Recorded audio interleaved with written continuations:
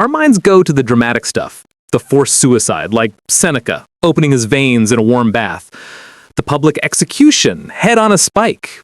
But for every one of those, there were a dozen others who were simply removed, picked up from their lives of incredible luxury and power, and dropped onto a rock in the middle of the sea, or sent to some dusty, windswept garrison town on the edge of the empire. It was a kind of social death, a deletion from the record, but with a heartbeat. And what we're going to explore tonight is what that heartbeat felt like. The long, slow, often bitterly boring days of being a ghost in the Roman machine. So, let's set the scene. It's the early imperial period. The Republic is a distant memory. The emperor is the sun, and everyone else orbits around him, trying to get a little warmth but not get burned. The problem was, it was incredibly easy to get burned. You could be the emperor's closest friend, his most trusted general, his own wife. And then one morning, a single whispered accusation, a misinterpreted omen, a bad dream the emperor had about you, and that was it. The Praetorian Guard wasn't always at your door to kill you. Sometimes they were just there to escort you to your new, much smaller, and infinitely more isolated home. The legal term for this was deportation in Insulam. Deportation to an island. It was a step up from being thrown to the beasts in the arena, of course, but for a Roman aristocrat, it was a special kind of hell. Your property was confiscated, your citizenship was stripped away, you were legally dead, but you still had to wake up every morning. You were removed from the city, the very center of the universe, and placed somewhere decidedly not the center. The goal was erasure. To take a powerful, connected individual and turn them into a non-person, far from the eyes and minds of the people in Rome. And the places they chose for this were deliberately bleak. The Romans were masters of administrative cruelty. They didn't just want you gone, they wanted the idea of your location to be a punishment. So they had a short list of preferred destinations. The small volcanic island of Pandateria, modern-day Ventotene, a speck of land about 40 kilometers off the coast. It was a favorite for disgraced women of the imperial family. Then there was Planasia, even smaller, even more remote. And for the men who needed a bit more watching, there were the frontier outposts, the damp, cold forts of Britain, like Londinium, which to a Roman senator used to the Mediterranean sun was basically the end of the world. Or the dusty, sun-scorched towns of North Africa. The message was clear. You are now where civilization ends. But here's the thing about people, especially wealthy, well-connected, politically savvy people. You can put them on a rock, but you can't always turn their brains off. And that's where our story really begins. Not with the moment of exile, but with the morning after. That first sunrise in your new, confined world.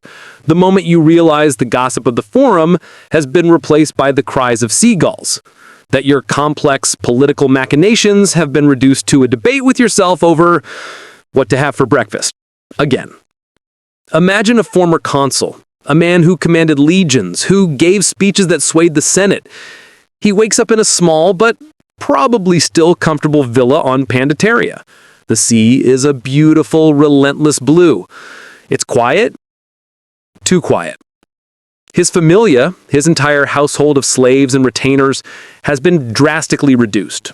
He might have a couple of loyal or perhaps just equally exiled slaves, maybe a scribe. But the crowd of clients who used to greet him at his door every morning, seeking favors, providing news, they're gone. His first task of the day isn't to review state documents. It's to figure out if the fishing boats came in with anything decent. This was the daily reality, a crushing monotonous boredom. The business of survival, which for an aristocrat was a profound humiliation. They had to manage their own household accounts, what was left of them. They had to interact with the local prefect, the man assigned to be their warden. This prefect was a mid-level military officer, a man the exile would have never even acknowledged in the streets of Rome. Now this man held the keys to his very limited world. He controlled the supplies, the communication, the movement. The power dynamic was not just inverted, it was shattered. The exile had to be polite. He had to be deferential. He had to swallow a lifetime of pride just to ask for a new shipment of wine or writing parchment. Of course, the physical comforts for the high-ranking exiles weren't usually terrible. This wasn't a prison cell. It was a gilded cage. They had beds, roofs over their heads, decent food. The real poverty was of information. In Rome, information was currency. It was power. It was lifeblood. You knew who was rising, who was falling, what the emperor was thinking, what the mood of the army was. On an island, you knew nothing.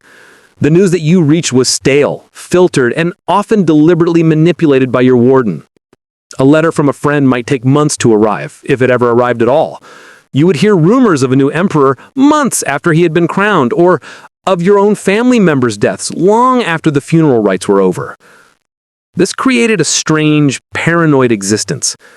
Every ship on the horizon could be a messenger with news of your pardon or your death sentence. Every unfamiliar face in the small port could be an imperial spy sent to see if you were plotting or just to report on your state of mind. You lived in a state of suspended animation. You were physically stuck, but your mind would race, constructing elaborate scenarios based on a half-heard comment from a sailor or a cryptic line in a letter that had been opened and resealed by your warden. And so, to stave off the boredom, the madness, the despair, they turned to the things they had always done, just in a much smaller, sadder way. They wrote. They wrote letters, treatises, histories, and philosophies. The younger Agrippina, for instance, while exiled by her monstrous brother Caligula, supposedly spent her time, well, mostly plotting her return, which she eventually achieved. But the writing was a form of therapy.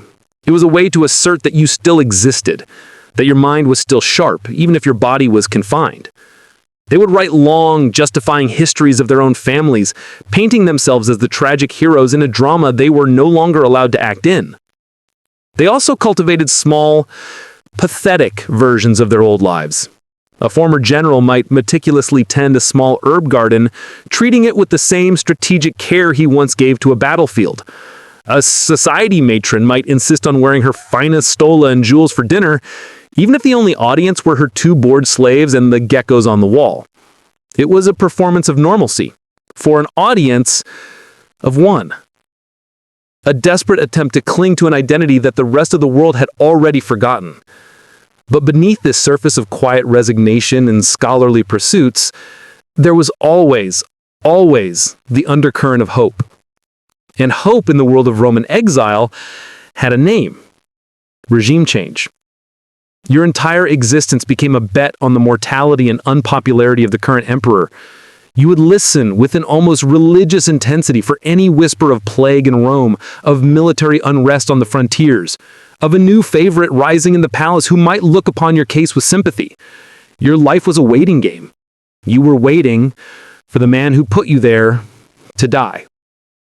And sometimes the wait paid off. A new emperor would ascend, often eager to distinguish himself from his predecessor by pardoning his victims. The message would arrive, the ship would come, and you, the ghost, would be summoned back to life. But the person who returned was never the same as the person who left. You carried the island with you. The silence, the paranoia, the memory of those long, empty days. You were back in the game, but you knew, better than anyone, how quickly the board could be flipped over, and you could be sent right back to your rock. Because in the Roman Empire, you could be exiled from Rome, but you could never really be exiled from the fear.